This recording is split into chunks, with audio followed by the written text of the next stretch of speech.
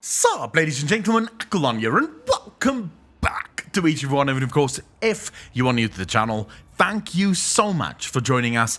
I am very happy to have you here. Now, I want to invite all of you into a conversation that we had yesterday over on Twitch. While I was streaming, we had people coming out and saying, whoa, there's a new change now to the game time purchasing thing. What is this? What does it mean? And we went into this entire discussion, eventually turning into a massive tirade about, corporatism, Bobby Kotick, purchasing, or the game time thing, and how exactly that works, what subscriptions is all about. And I thought maybe you guys would find this interesting. If you don't, that's perfectly fine. But for me, it was a very interesting conversation. And of course, yes, I'm going to piss off a lot of people, probably almost everyone. But that's where the comment section comes in. That's where you can tell me, Akulon, you got this wrong. I don't agree with this. This is clearly something that you didn't take into consideration. This is a learning experience. It's a learning process. That's what life is all about. So if you have anything to add to the conversation, I'd love to read your comments in the comment section down below. Now, before we get into the video, I want to ask you one big favor. If you look just below this video, there is a little thumbs up sign. If you turn that little bad boy blue, Bobby Kotick will resign. True story. World of Warcraft will go back to the glory days of World of Warcraft. Everything will be better if you hit the like button. I have that on good authority. I think.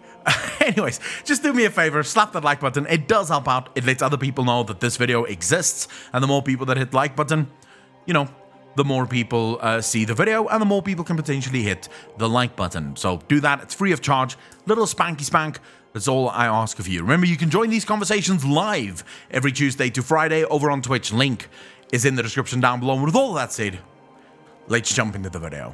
Changes to purchasable game time options. 1390, 180-day options removed. Blizzard has just announced big changes to purchasable game time. As of today, the game time options of 30, 90, and 180 days have been removed, and game time is only available as a purchase for 60 days. So WoW subscriptions have not been altered anyway. We recently conducted a review on the available services in all currencies. Based on this, we have decided to alter the available game time options in the Blizzard shop. As of today, the game time options of 30, 90, and 180 days have been removed, and game time is only available as a purchase for 60 days. And that's at $29.99. Okay? Please note that currently the options and pricing for the purchase of both WoW subscriptions and WoW tokens will remain unaffected. Also, any game time that has already been purchased for an account will not be affected by this. We appreciate that players choose to spend their time with World of Warcraft, and we are committed to ensuring the game continues to provide players with great entertainment value. If you'd like to review your World of Warcraft game time and payment method, you can do so through Blizzard account management anytime. Okay. So this does not affect subs at all, right? If you're a subscriber, like me, for example, you subscribe for 6 months at a time, this doesn't affect you. The 6-month option is still there, the 30-day option, or the 3-month option is still there, and the 1-month option is still there. None of that is changing. As Blizzard say themselves, this is for people who physically buy game time. So this is when you go into your cash shop, and you do not subscribe to the game. I believe we can do it here. Let's just quickly see. The Blizzard Cash Shop is always super fucking slow for me. But I do believe you can see it here. There's a place where you can buy game time. So here you see it, right? This is when you buy game time. You're not actively subscribing to the game. You are just buying it one-off. And as you can see here, 60 days is the only option that you have. So they've removed all of the other options. I believe the reason for this, and I'm sure there's going to be a lot of people that freak the fuck out, want to blame Blizzard for greed and all the rest of it. So the way these things usually work, and I say usually because obviously I wasn't involved in this change. It's not as if, the accountants over at Blizzard called me up and they said, Akulon, you're such a good YouTuber. We want to know from you, do you think we should keep the 30-day one, the 90-day one, or the 180-day one? Which one do you think is the best one? They didn't do that, right? As much as I wish they would have, they didn't. Then again, even if they did, I don't know what I would say. I'd be like, I don't know. Do whatever the fuck you want, I guess. So yeah, I wasn't consulted. But the way these things usually work is they look at a service and they look at the one that is most used, right? So they'll go through, say, the last 2 or 3 years of this service existing, and they'll say, all right, which one of these is used most often? And from that, they will then most likely, in my opinion, see that 60 days was most used. That's the best bang for your buck. Most people will most likely not want to go every month and buy one. So they'll just buy the 60-day one and that'll be that, right? So the 60-day one most likely was the most popular and it just made a little bit more sense for them. Not only that, but it is a way for Blizzard to ensure more money.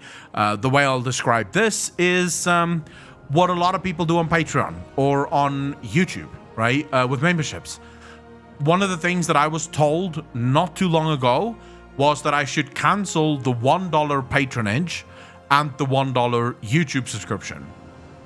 And the reason they said I should cancel it is because most people that want to subscribe to you will subscribe at the lowest possible rate, right? Regardless, they'll just subscribe at the lowest possible rate because they want to support you. If you make that $5, they'll automatically support you with $5 because they wanted to support you in the first place. This is true for what Blizzard is doing now. I didn't go that route. I have a $1 option on literally every single platform that I can have options on, mainly because I don't really give a fuck, and I'm a terrible businessman. But for those people at Blizzard who isn't terrible business people, they understand there is a massive difference between $25.99 and $12.99, right? Which is what they would be able to charge for 30 days. They wouldn't be able to charge more than that for 30 days, but they can charge $25.99 for 60 days. This means that everyone who is buying game time is now sort of forced into the game time thing. But there is another reason for this, and this is what I believe is actually the biggest reason. Blizzard is doing a lot of work throughout the world. Remember, they had these changes in Australia as well, in the Oceanic regions not too long ago, where they sort of upped the price of these game time purchases. Blizzard is trying to force people into subscribing. This is genuinely what I believe. If you do not have $25.99 every second month to sort of spend on game time, even though that makes no sense because you could just save the $12.99 that it would have spent otherwise. But if you don't have that, right, and you don't, $25.99 is a little bit too steep or pricey for you to pay, Blizzard is trying to force you to subscribe. They're trying to get you to go, all right, fine, I'll put my name down for a subscription. That way I don't have to worry about paying 25 or 26 euros for this, right? That is genuinely what I believe. Now, do I like the change? Do I dislike the change? I have no opinions on the change from a personal perspective because it doesn't affect me. I pay 6 months sub on both NA and EU, right? So I will never buy game time this way. Therefore, it has no effect on me. But can I see this being a bad thing for some players out there? Maybe. But then again, subscribing, if you know that you're going to be playing, is still a good option, right? It's perhaps a better option than just buying game time. So I don't really see how this affects you. I see a lot of people in chat very upset about this. How does it affect you? Cask, Jamalman, what is the effect that this change will have on your life, considering that you can do a 1 month sub, right? And that will still give you 30 days of subbing. How does this affect you negatively? I would love to know, because it's genuine. I'm not being facetious here. I'm not being a dick. I genuinely can't think of a reason why anyone would be affected negatively by this. I can afford to buy 1 month sub, but having to buy for 2 month subs, along with all other expenses, can get too much. All right, so Jamalman, this is not a sub, by the way.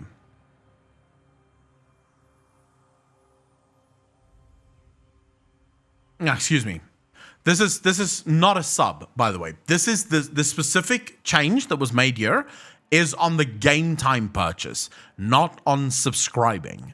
So you will still be able to subscribe for a simple 1 month, right?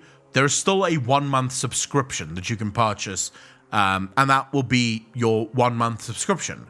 The change that they made is to the game time purchase. So the difference here is when you subscribe, so when you go into the Blizzard account manager or account management page and you say subscribe, every month it will renew that subscription. What this is you buy it once and it will not renew. So when the 60 days runs out, you will have to go back in, purchase 60 days again, and then it starts up again. So this is legitimately just Blizzard going, we don't want people to do that. And it makes sense. From a business standpoint, it makes sense. I've told you guys this before, but I'll say it again. Why do every single large streamer prioritize subscriptions over donations? People forget to turn off their subs. And, well, there's actually a few more things on that, right? There's a sense of commitment, like Sathik just said there. Once you've subscribed to someone, you feel committed to that person. You feel like you're now part of the community is a part of you. You're going to stay within that community. But there is also the thing that most people forget to turn off their subs. So maybe that person did just want to support you for 2 or 3 months. They still watch your content, but you know, a year later, they're still subscribed to your channel. They still give you money every single month. Whereas a donation is a one-off thing that you can't count on, right? Someone can drop in right now and give me $1,000 and never be back, right? They literally came here, they dropped $1,000, and I never see them again. Now that's $1,000. That's pretty good. But in 2 years from now, I would have made far more if he was subscribed to the channel and just sticking with it, right?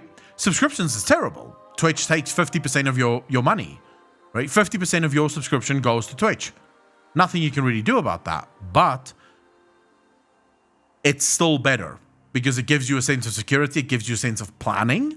So I can plan knowing how many subscribers I have, right? I never look at my subscriber numbers from a general standpoint. So right now I have 863 subscribers, according to the overlay, right?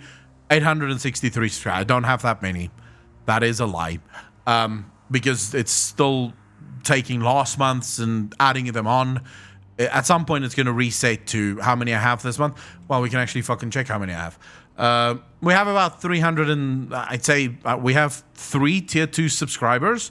So deduct 3 points there. We have 367 subscribers on the channel, right? That's it. That's how many subscribers I have.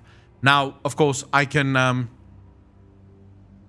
work out how many of these are gifted subs as well.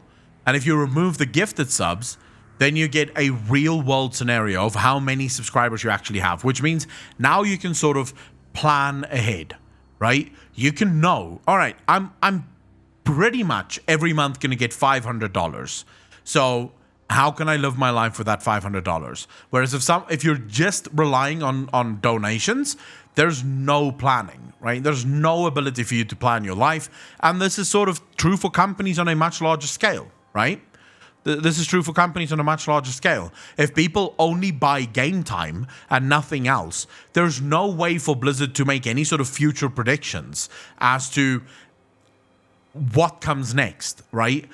What are people going to do next? Will we have 6 million subscribers next month the same way we had this month? Whereas if I force you to subscribe or I force you to buy a 60-day game time, at least I know I will have 6 million for the next 2 months, right? So I can make future predictions. I can sort of make future predictions. I want to reiterate this again for anyone that didn't know. This does not affect subscriptions whatsoever. This does not affect the token whatsoever. This is only for the one-time game time purchases. So if you're not someone that purchased this in the first place, it does not affect you one bit. Zero.